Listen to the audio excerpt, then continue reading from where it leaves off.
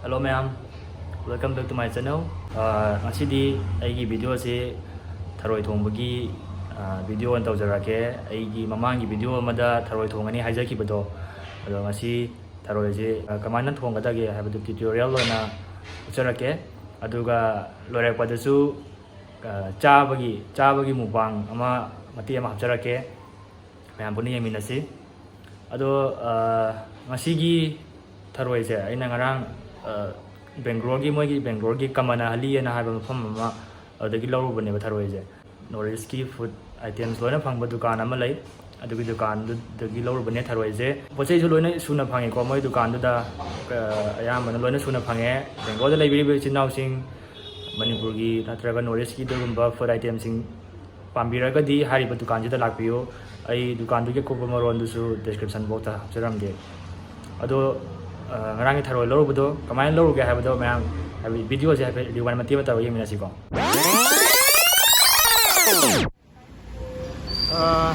ma'am se lai dukan je Northeast shop ai ko se lai je loina pai ki Northeast ki chana thana bai tem mana masing ki ban Tharoi bau phange Tharoi nei lo lai je da kai semai ngari ra Yeah, this is Sekmai Ngari.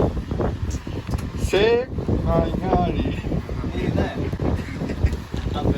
Atian ke je selai je ne mai dukan da lai je Miko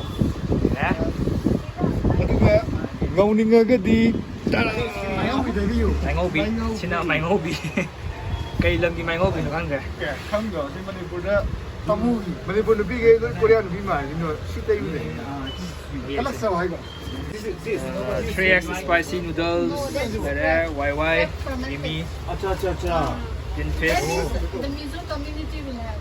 ये apa lagi ko machal pai ge laichal company gi If you like crab, ge laichal machal le re spices the ngari jam ngari makhan ya na lai singmai ngari le re de gi chili powder sina kai no PS Enterprise je lai re si chao hwai na tro chao hwai ni chao hwai je lai re gi bamboo shoot dry bamboo shoot kan makhan gi sida umo akangba te uchi thi ne ha umo tro ni so I will put you in the group. uchi thi jo ma umoro ni sida lai re Tharoi je He is the only one who Tharoi je kan tau dre last time I was kai matum ta ba Tharoi du dei phang dre sina lai Tharoi ne ba lai Tharoi ne de hena hawe ya hena bane me na do si packet si amamam da 150 ne mas sai je dum yae som du Bengaluru da adi phang da ni na ko si dum 150 dum yae kan lai di lai Tharoi ne du so chung nei the ding hong ne like the tang ne ma sai ne the moi sida di packet ni de la ram dre ya ni si laura ge the umo te ko le re king chili manam ni cha do ma la yam This is our sister Irene. This is her shop. Yeah. All kinds of notice of items is available here. So everyone please come here. And when is the right time for coming here? This shop. You can come on Thursday, since on Thursday we are receiving all the fresh items from Manipur. Okay. So at that time you can have a variety of vegetables. And the shop is located in Kullappa Circle, Kammanahalli. So in case anything you want to make communication, you can call me in my number 8248184462. Now, I have a number. Okay, I'll put in the description also the number. So everyone, please come here. Anyone who is staying in Bangalore and wants to have Northeast foods, everything, you can come here. The name of the shop is Northeast Shop. I'll put in my description. So stay tuned, guys. Dùng dầu rẻ, Tharoi lại rẻ, ngari cho lại rẻ, xin mời ngari đâu rẻ, được mua con một lẩu xí rẻ. Tharoi chứ không chỉ những gì mà hả? Kinh chất là thằng đấy nhé. thăm ne Freezer thằng bên. ko tri maning khra di ka le ma ton kana dia Lại Tharoi này, lại Tharoi cái nào hào ra hay nhá. Chúng sẽ dùng gì xin mà. Mana tinggal tambah ni, juga hari itu tuang tu. Sila raya Tharoi je, ngarang hing tinga thamambane hingdi hingdre do isu dum fresh di wori mana ko si tharoi je kano ga thone segumga jela ya sina segum je bana tumga singa darawa tinga thamine fermented bamboo shoot si ka thong doi ne hojik tharoi je mamai ka I tharoi je Kakpa bu yade da. koi mahesh na kai na tharoi je magi mamai je tharoi kak panu ngai ra kan ta ba Ai shi bira ka. Adu ju ka. tharoi mamai kak pam hai ne mai Hai de. nang si padana hai ade tharoi kak pagi order raw ten Tharoi kakpa order luxury. Lai tharoi ni du ju kai. Chumnai tharoi du na te ba. Chumnai tharoi du di matai de kaktha ba ya ba adu si di manung chang tho kre. aduna bu lai tharoi hai ne kino Lai da lai ni ne du. hojik koi tharoi gas anim jula ya tharoi gas ate jula to wale do si horen mukbang to do mukbang competitor ne si lai je tournament thopage competitor ne ai mukbang gi tournament yauna ba lai ne chama mayam dj channel je subscribe to sabbiyo adu di hai ba kaw ga dre do ma han bada thum ga tharoi ju hana kang na ngore Ngô du. Mai thola kine ba shi. Mai je gon. Kang lu ne. mahi thole da si je mahi je kang ri ba wa dum ngo du ne kang na ingo ba ngai na to pa ingredients sing semake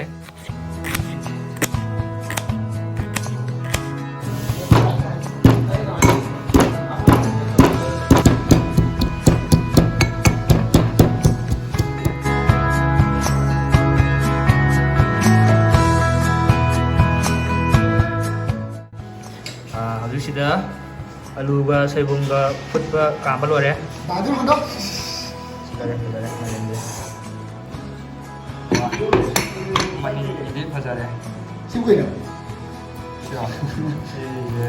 potato and the fermented Usul. Ya ada ising juga ada. Potato in harmony.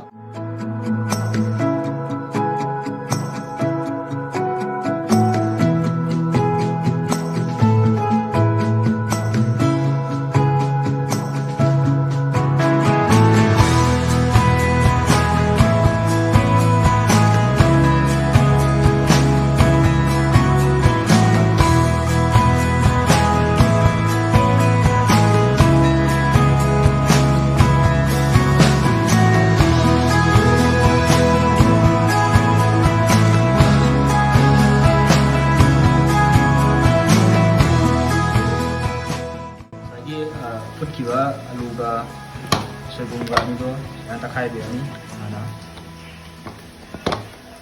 juga ngo ga hap ni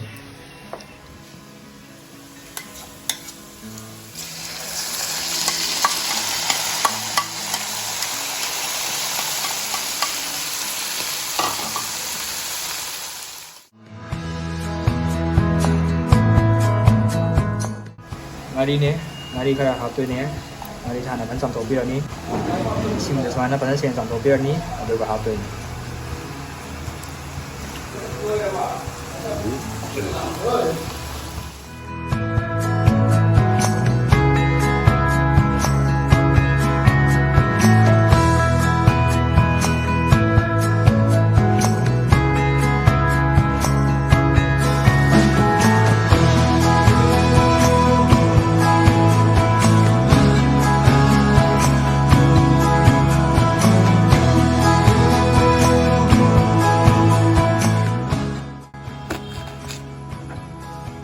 ngarang le pa umur to ne mananung siya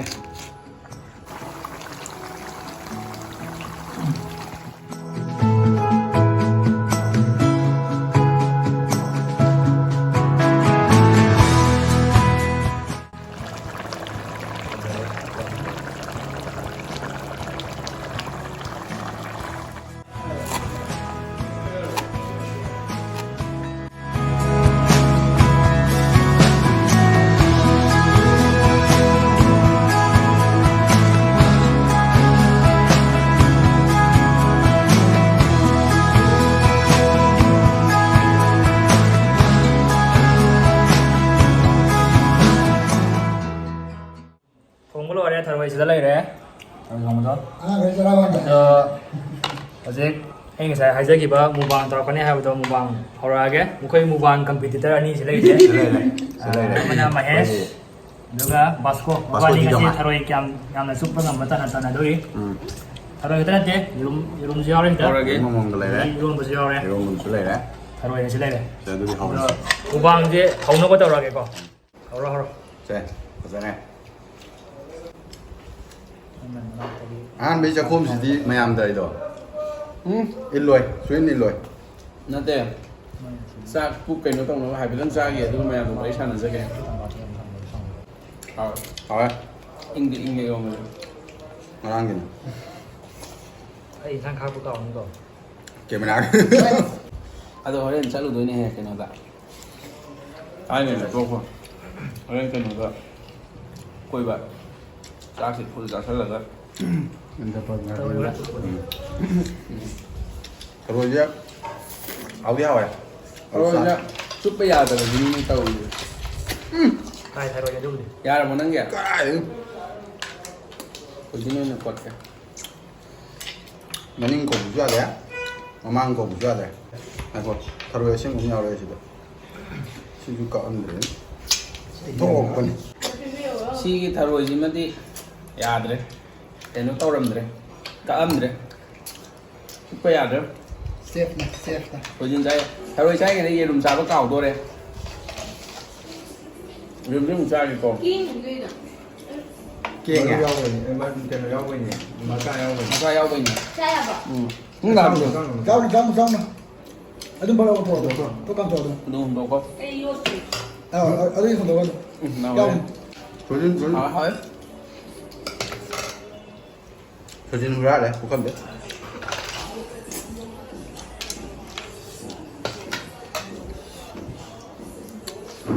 ꯍꯥꯎꯋꯦ ꯑꯩꯈꯣꯏ ꯑꯝꯇ ꯌꯥꯗ꯭ꯔꯦ ꯀꯦꯃꯦꯔꯥꯃꯦꯟꯁꯦ ꯃꯇꯦꯡꯗꯤ ꯀꯨꯠ ꯏꯕꯥ ꯌꯧꯔꯤ 일로 우로야 끝나시로 카메라 많이 줘.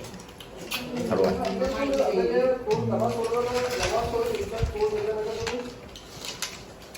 ꯌꯥꯗ꯭ꯔꯦ ꯃꯁꯥ ꯌꯥꯎꯔꯤ ꯂꯥꯏ ꯊꯔꯣꯏꯁꯦ ꯍꯥꯎꯅ ꯆꯥꯖꯒꯦꯅ ꯇꯧꯔꯒ ꯃꯁꯤꯒꯤ ꯃꯍꯦꯁ ꯍꯥꯏꯁꯤꯅ ꯂꯥꯏ ꯊꯔꯣꯏ ꯃꯥꯡꯕꯁꯤꯅ ꯃꯅꯤꯡ ꯀꯛꯑꯝꯗꯔꯤ ꯃꯅꯤꯡ ꯀꯛꯑꯝꯗꯤ ꯆꯨꯞꯄ ꯌꯥꯗ꯭ꯔꯦꯕ ꯀꯦꯖꯤꯅ ꯀꯣꯜꯂꯣ ꯇꯨꯄꯤꯛꯅ ꯀꯣꯜꯂꯣ 우디네 야 아무 상관 야 아이 ಥರ ಇದ್ವಾ ಮಹಿಮನೆ ಸಾರೆ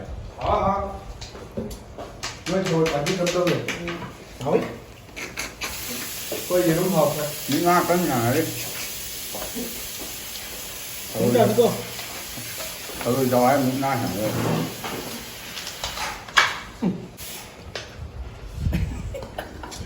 ಕೈ Jadi dapat di kusta besar yang di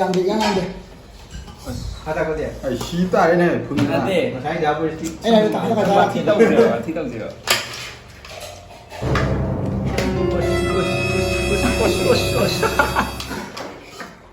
katakan ni he 저번도 lumba 마스코는 파스타 도래야 돼. 매지 어도래. ว่าไม่ซักเลยลำเด้อ Đây là một cái này này cái này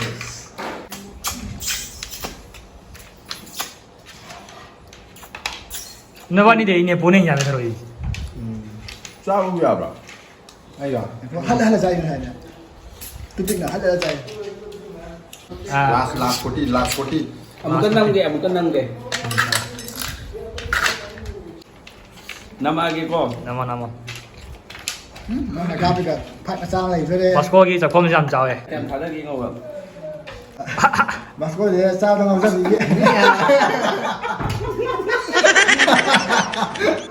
mai đây cái sao đâu mà cái nào còn này